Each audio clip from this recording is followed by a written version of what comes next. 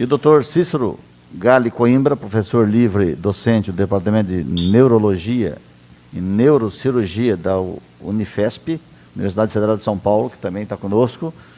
Até hoje, desde o início da pandemia, 96 mil artigos científicos sobre a importância de se corrigir os níveis de vitamina D, que não é uma vitamina, é de fato um hormônio, para a prevenção e para o tratamento também da Covid-19.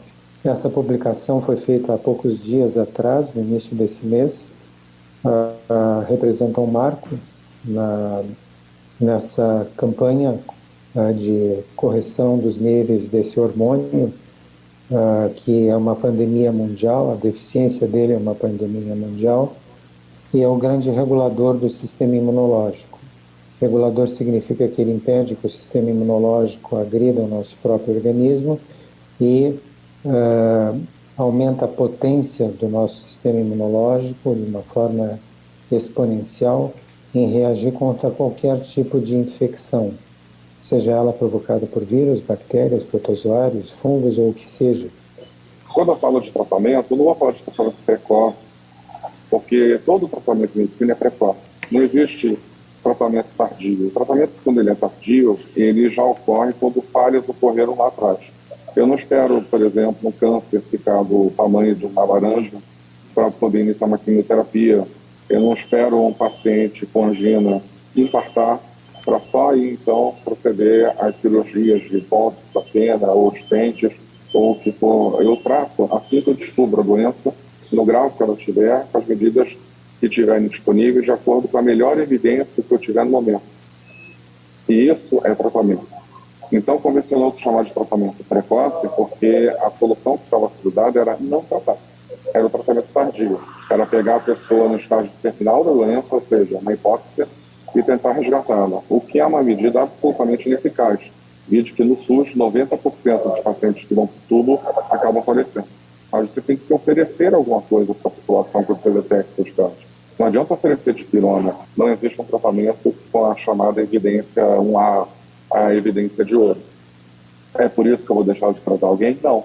Porque se for assim, eu vou deixar de tratar 90% das pessoas que procuram o Sistema Único de Saúde ou o Sistema Suplementar de Saúde. Porque 90% dos tratamentos médicos e procedimentos médicos não são baseados em evidências randomizadas obtidas de estudos do cérebro randomizados, controlados e verificados por pares. Isso não é verdade.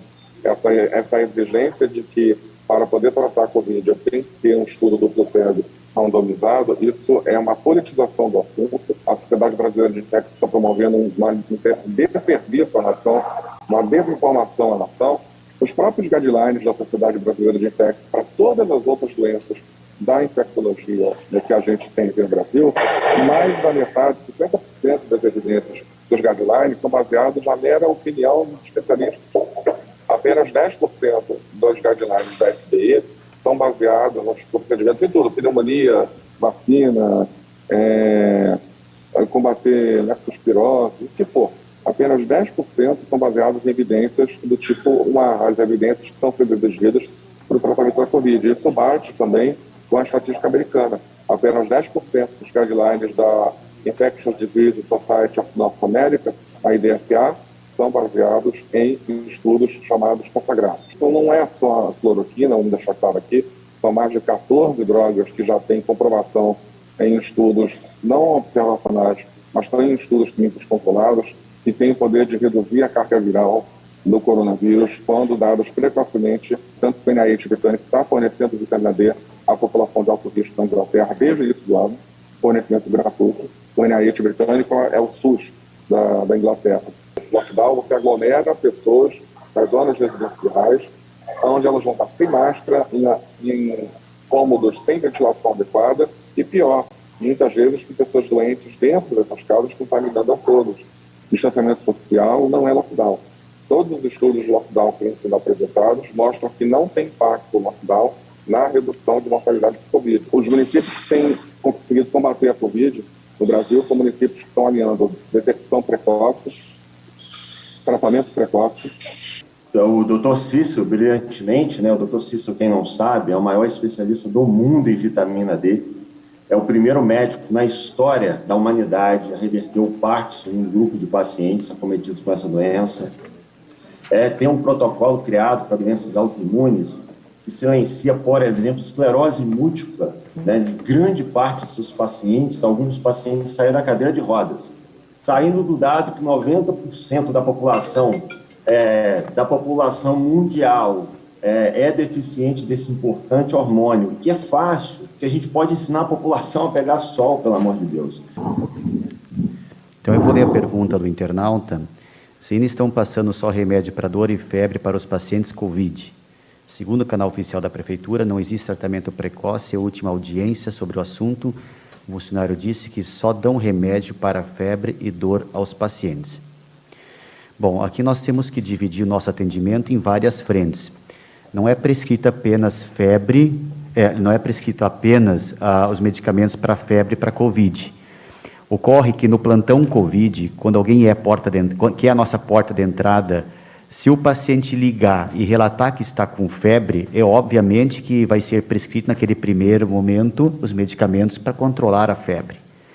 Mas por ser um atendimento do plantão Covid, na sequência, ele é indicado para procurar ou a unidade básica de saúde, se eu ligar agora à noite, dizer que eu estou com febre, de imediato vai ser prescrito essa medicação até para acalmar a febre do paciente, mas ele vai ser indicado buscar o serviço, né, tanto da UBS, da telemedicina ou da UPA, dependendo da gravidade que for relatada no plantão. Então, não é que é só prescrito isso, é dependendo de cada paciente e o momento que ele apresenta a sua comorbidade. Estou aqui em nome da Sociedade Brasileira de Infectologia, a pedido do Dr. Clóvis, que é o atual presidente. Eu estou na presidência da Sociedade Paranaense de Infectologia. Para o Covid, a gente tem as recomendações desde o início, né, de higiene das mãos, uso de máscara, distanciamento social. Nós não temos uma medicação que vai dizer, tome esse medicamento e isso vai te prevenir, isso vai fazer com que você fique protegido do Covid. Medida farmacológica, hoje a gente não tem. E o Sérgio explicou muito bem essa questão de, temos pacientes mais jovens, os pacientes mais jovens têm coração bom, têm pulmão bom, e eles ficam mais tempo na UTI, eles aguentam prona, eles dialisam e eles saem. Ótimo, a gente está super feliz com isso, né? Ivermectina. Então, são as evidências apresentadas então, pela Sociedade Americana de Doenças Infecciosas, né, agora de 12 de fevereiro. Então, foram 4 estudos observacionais que sugerem que a ivermectina pode reduzir a mortalidade em pacientes com Covid. Tem um estudo randomizado controlado que apresenta tendência de aumento da resolução dos sintomas e tem 3 estudos randomizados controlados que apresentam tendência de depuração viral. Pode ser que seja uma promessa, né? A gente sempre tende a ser esperançoso, acreditar que isso possa funcionar, mas hoje a gente ainda não tem essa verdade, né? Os estudos observacionais, eles não têm o mesmo peso que os estudos randomizados. Temos poucos estudos randomizados, temos uma amostra ainda pequena, então um dos estudos que eu revisei eram de 87 pacientes, então pequenas amostras. Pode ser que quando a gente colocar isso, aumentar a amostra, vamos usar a ivermectina na cidade inteira e vamos ver se isso de fato tem impacto no adoecimento. Aumentando a amostra, pode ser que isso se perca, como pode ser que isso realmente vire uma evidência, né? Mas hoje, né, nesse dia 21 de maio de 2021, a gente não tem essa evidência ainda, né? A hidroxicloroquina, então, também faz parte aí do kit COVID, né? Então, não há evidência de benefício, seja no seu uso na forma isolada ou na associação. Tanto cloroquina como hidroxicloroquina não devem ser administrados nem por via oral, nem inalatória e nem outra forma. Então, pode ser que o Remdesivir seja um bom medicamento naquela fase anterior, antes do paciente ser hospitalizado, né? Tanto é que a Anvisa aprovou, dia 12 de março, o uso em adolescentes e adultos para pacientes com Covid, com pneumonia. Nessa fase, a gente não tem uma medicação específica. Ele está com congestão nasal, a gente vai prescrever descongestionante. Ele está com febre, a gente vai prescrever antitérmico. Ele está com dor de cabeça, a gente vai prescrever o analgésico, né? Então, medidas de prevenção não farmacológicas Prevenção, distanciamento social, uso de máscara, higienização das mãos. Temos vacinas, né? Então, mas a gente não tem uma medida farmacológica neste momento ainda. O medicamento, eu falo assim, toma esse medicamento, como que você vai tomar? 3 vezes por semana, todo dia, depois do almoço? Não temos essa evidência ainda, né? De uma coisa que realmente seja efetiva na prevenção farmacológica. Então, e essa fase precoce é a fase que o paciente precisa ser tratado de forma sintomática. Como eu falei, a gente vai aliviar os sintomas, porque a maior parte dos casos vai se resolver, porque a maior parte dos casos são leves, né? Então, as melhores evidências científicas não demonstraram benefício dos medicamentos cloroquina, hidroxicloroquina, azitromicina, ivermectina, e ainda podem causar efeitos colaterais. Eu estou aqui na condição de presidente da Sociedade Brasileira de Ozonoterapia Médica. Não vou falar sobre ozonoterapia médica, embora seja uma das alternativas possíveis para ajudar no controle dessa pandemia. E nós estamos, inclusive, fazendo um projeto de pesquisa em andamento no maior hospital do SUS, na região sul do Brasil, que tem 500 leitos, o Hospital Vila Nova, e exatamente a ozonoterapia na Covid. Né? E fizemos um mapa de evidências científicas sobre a ozonoterapia em geral, que está publicado no site da Organização Pan-Americana da Saúde, OMS, em conjunto com a BIREM, e também o mapa específico da ozonoterapia na Covid. Né? Mas esse não é o tema. Inicialmente, eu quero declarar que eu não tenho nenhum tipo de conflito de interesse. Isso eu acho que é muito importante nesse momento em que essa discussão sobre o tratamento potencial e o controle dessa situação de saúde pública mundial precisa ser colocado. Isso é interessantíssimo porque nós estamos vendo uma contaminação política e de conflitos de interesse nessa discussão. Né? Eu gostaria de reproduzir aqui um slide da doutora Carla. Realmente esse slide aqui, ele foi utilizado, e eu lamento, né, deixar aqui registrado que a doutora Carla se utilize desse tipo de argumento para induzir que as pessoas acreditem que vacina contra a Covid seja a única possibilidade de tratamento. Né? As vacinas sempre foram utilizadas como medidas de prevenção, né? Está aí, prevenção. Não durante pandemias. Isso é uma inovação negativa, nefasta da imunologia, que provavelmente vai cobrar o seu preço muito em breve. Né? Então, eu acho que esse tipo de argumentação, ela é prejudicial e perigosa e até mesmo irresponsável. Então, eu gostaria de dizer, já que ela estava aqui na condição de presidente da Sociedade Paranaense de Infectologia e representando a Sociedade Brasileira de Infectologia, eu coloco aqui esse post de um evento que aconteceu recentemente, exatamente dessa discussão do tratamento precoce versus a medicina baseada em evidências. Né? E nós temos aí o Dr. Clóvis Arnes da Cunha, que é o presidente da Sociedade Brasileira de Infectologia, e nós vimos aí os patrocinadores desse evento. Né? Nós temos aí a Pfizer, a Janssen, a Gilead, que fabrica o Remdesivir, né? E assim por diante. A Sanofi, também envolvida com vacinas, a Merck, envolvida com vacinas, a GlaxoSmithKline, envolvida com vacinas. Ou seja, nós temos uma situação na medicina em que as questões passam por argumentos de autoridade e por conflitos de interesse, por eventos patrocinados por indústrias farmacêuticas que lucram com essa situação.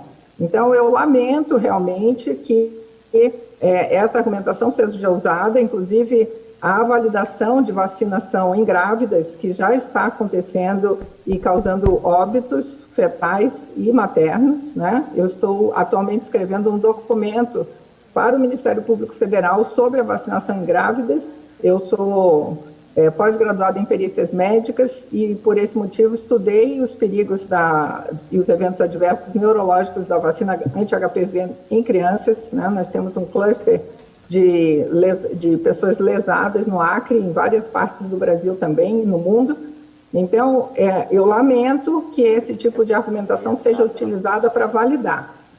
O doutor Clóvis, vale a pena essa questão aqui, porque isso impacta nas diretrizes que são seguidas pelo Ministério da Saúde, pelas sociedades de especialidade, pelos médicos desavisados que não param para ler artigos, né? Infelizmente, nós temos essa situação acontecendo e as pessoas simplesmente recebem a informação sem ter senso crítico e avaliar com imparcialidade, né? E nós vemos aqui, então, o claro conflito de interesse. Dr. Clóvis, num documento no Ministério Público Federal, foi questionado sobre os seus conflitos de interesse e simplesmente ignorou a pergunta do Ministério Público Federal.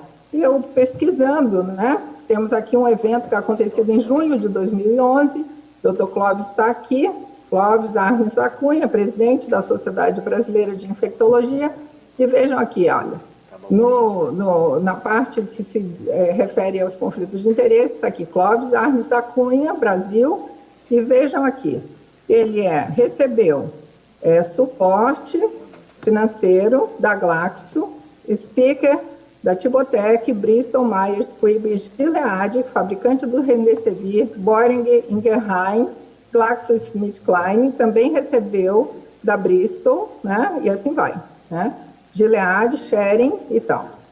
Ou seja, é inaceitável que um médico, na posição de presidente de uma sociedade médica de infectologia, que é capacitado, em teoria, para escrever diretrizes que orientem os médicos brasileiros, tenha tal nível de conflito de interesse que o incapacite a ter a imparcialidade necessária que o cargo exige, né?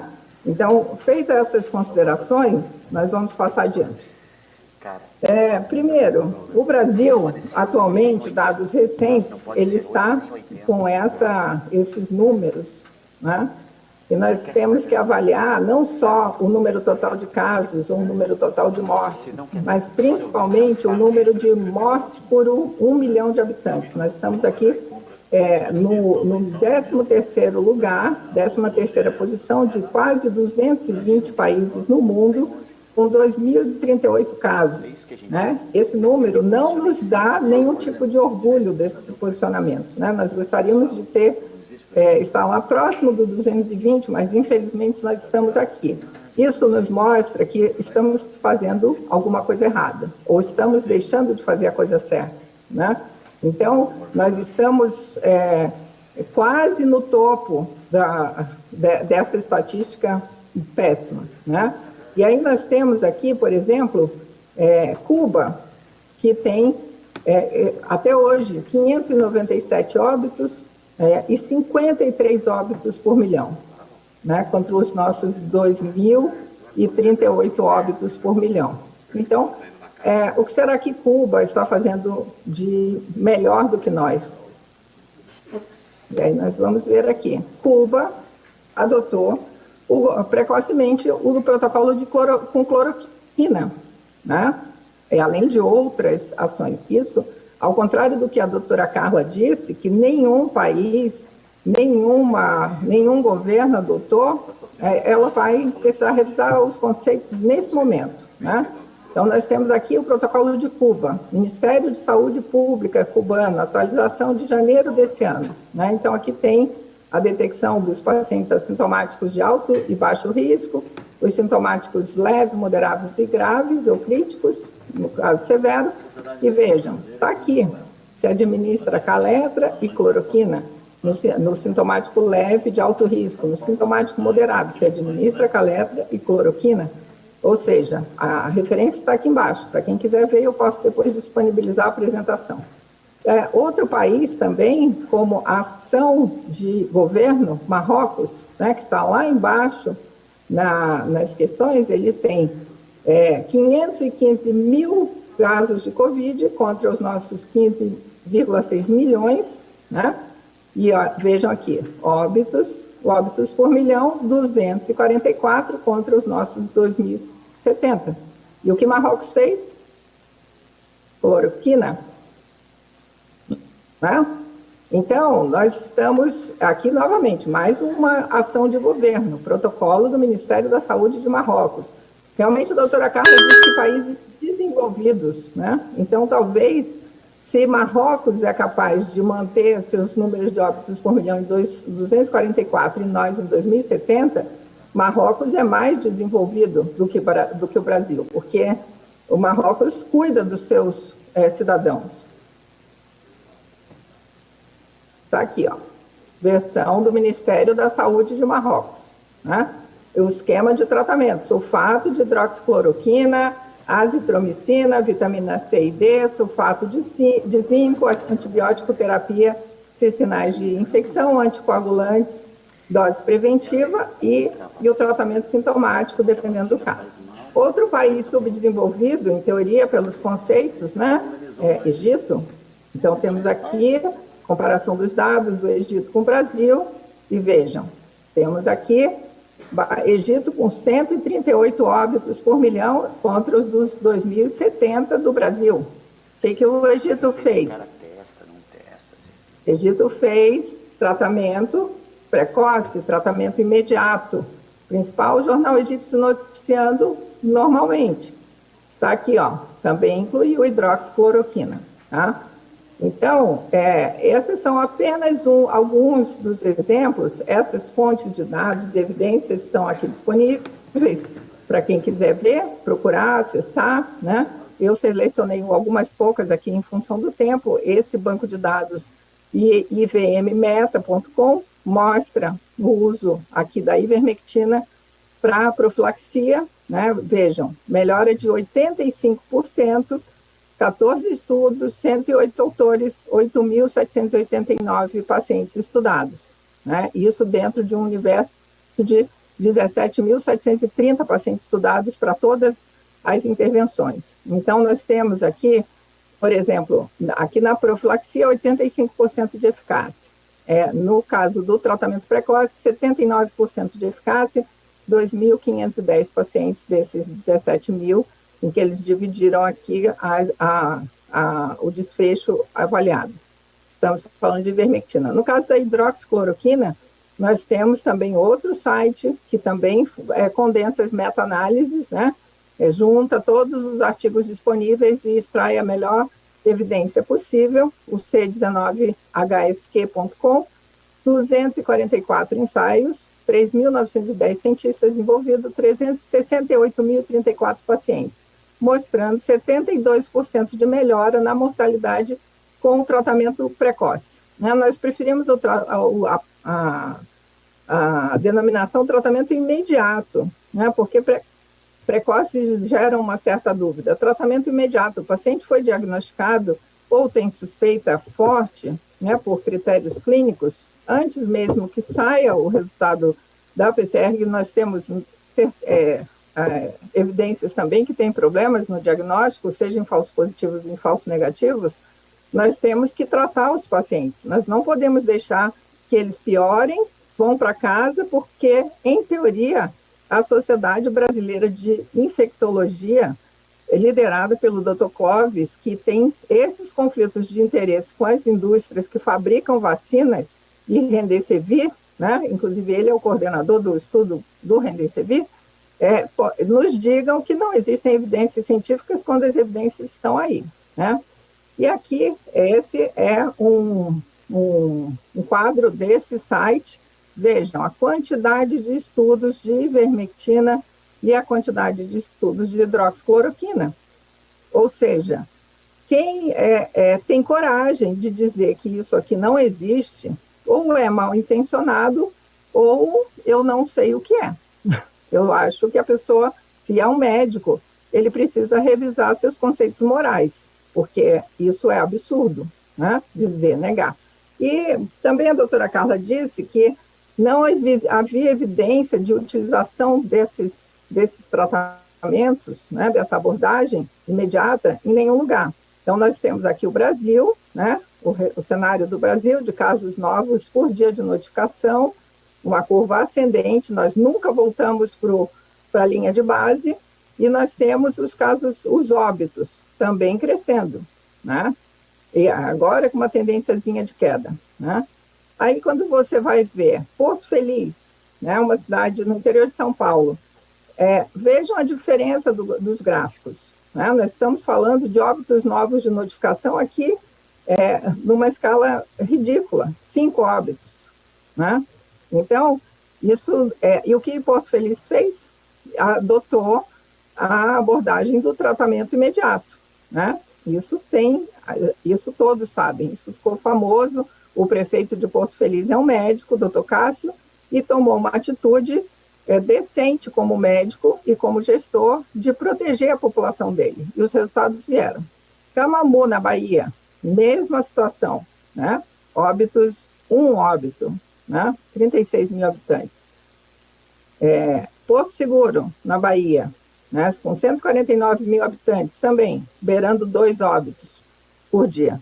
Isso, e todas essas cidades adotaram as bases do tratamento imediato. Isso Foz do Iguaçu precisa fazer, em se tratando de uma cidade de fronteira, que tem alta movimentação, com atividade econômica fundamental para o Brasil, inclusive, não só para o estado do Paraná ou para a própria cidade, tem obrigação de dar o exemplo, seguir o exemplo positivo das cidades que conseguiram controlar, né? Rancho Queimado, em Santa Catarina, também é a mesma. O que todas essas cidades têm em comum? Exatamente isso, né?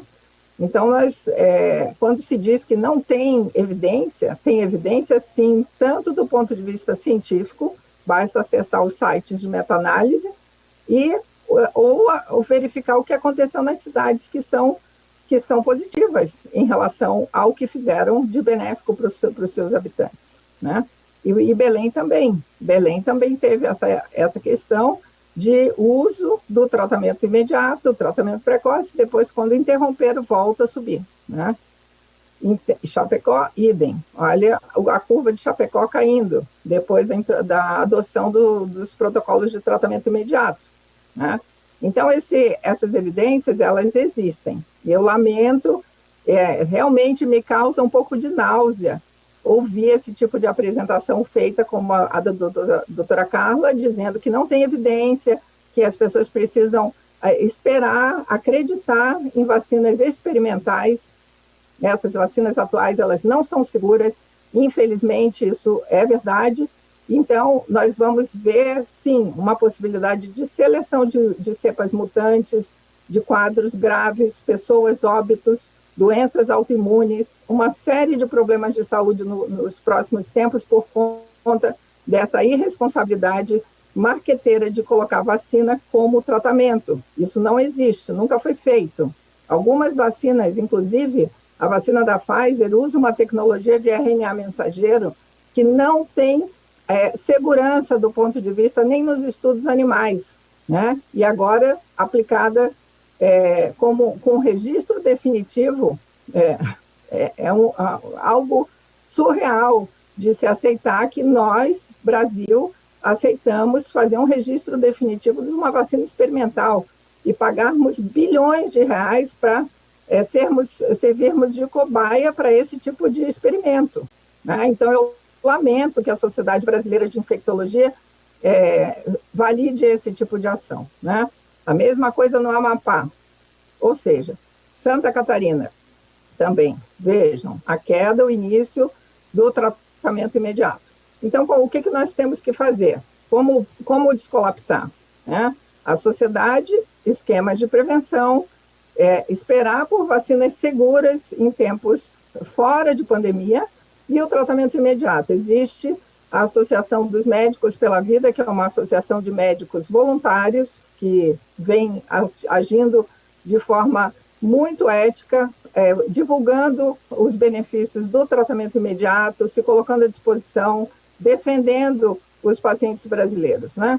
Então, se a sociedade tiver acesso à informação de qualidade e tratamento adequado, imediato, isso obviamente vai descolapsar os hospitais e descolapsar as UTIs. Não esperar que o paciente chegue até aqui, quando nós sabemos que, independente de idade, se o paciente é entubado, 80% de óbito, né? Ao contrário do que a doutora Carla disse, o paciente jovem acaba saindo eu não vejo isso acontecendo. A estatística que tem é que 80% morre, né? Então, eu não acho aceitável, do ponto de vista ético, se dizer isso. Isso é um absurdo total, né?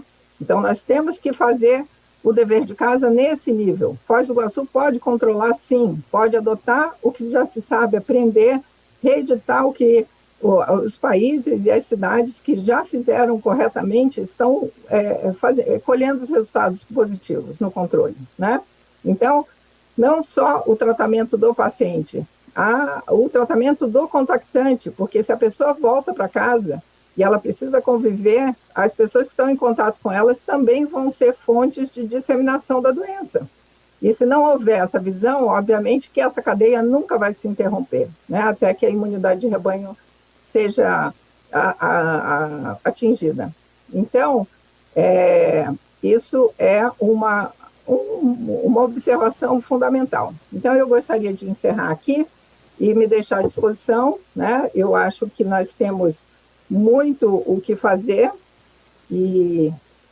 Deixa eu sair aqui um instantinho. Ah, não, faltou um slide. Só um segundo. Oh, meu Deus. Como é que eu volto para cá?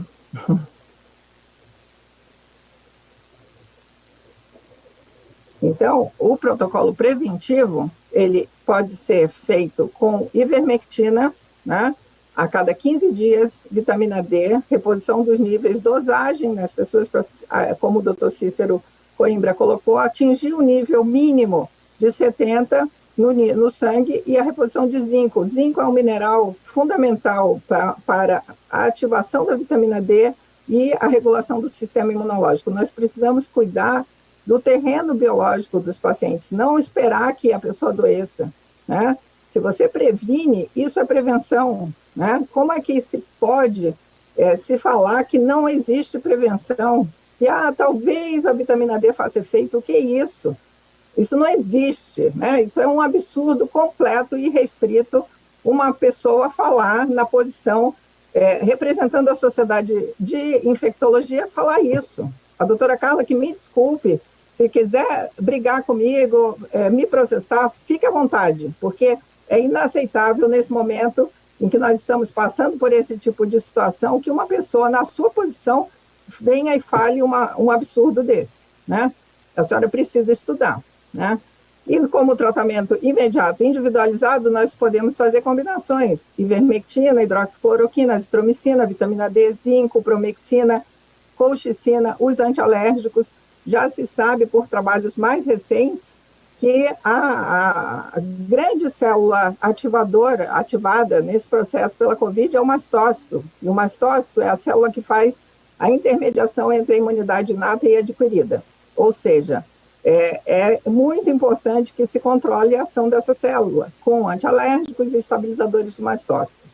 Portanto, nós temos sim o que fazer. Eu espero que a minha participação aqui tenha sido importante para que os vereadores de Foz do Iguaçu reflitam sobre o que pode ser feito, o médico, o gestor responsável pela Secretaria de Saúde, né? Aproveitem, por favor, a experiência positiva das cidades que deram certo, né? Que estão evitando óbitos, né? E era isso que eu tinha a dizer. Então, muito obrigada.